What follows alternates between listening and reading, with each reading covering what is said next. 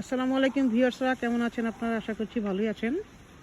দেখতে পাচ্ছেন ভিউয়ার্সরা কি অবস্থা, পরিস্থিতি খুব খারাপ।